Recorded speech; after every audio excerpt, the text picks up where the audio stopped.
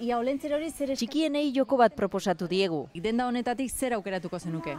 Venga, korrika junda hartu. Jostailu bat aukeratzeko. Dendako apal guztietatik pasatu eta gero, neskak arrosa koloreko jostailuen aurrean gelditu dira. Eta mutilak berriz, garraio eta eraikuntzek erakarri dituzte. Legoko konstrukzioa. Helikopteroak, gustatzen zaizkit.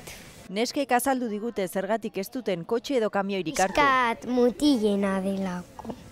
Eta mutilei, panpinen txokora eraman ditugunean, ez zaie gustatu. Biberoia eta karroak neskakoak direlako.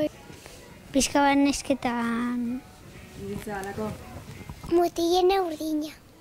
Opariak aukeratzeko momentuan publizitateak eragin handia du umeengan. Gabonak iristearekin jostailu katalogoen bombardaketa areagotu egiten da. Gizon eta emakumeen rolak bereiziz. Neskak andrakila eta arrosa kolorearekin agertzen dira, eta mutilak berriz kotxe eta tailer jolasekin esaterako. Jaiotzen direnetik badoiaz, barneratzen, rol hoiek, balore hoiek, eta beraien gandik espero dana. Eta, klaro, pertsonaren garapenerako oso importantea da onartua sentitzea. Orduan, onartua izateko nolabait erantzuten diete olako rolei. Lege proposamenak eta legea ditugu, eta lege horietan hainbeste gauza politek esaten dira, baina gero errealitatea hor dago, eta eskubide horien gainean merkatua dago. Toy Planet enpresak pauso bat eman du katalogo berrian, estereotipoekin apurtzen baitu, baina katalogo bereko beste fabrikatzaileek betikoarekin jarraitzen dute.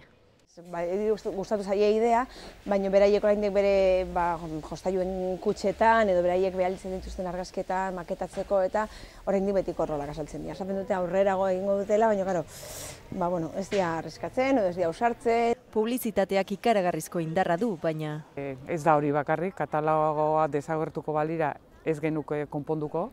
oraindik asko dago egiteko.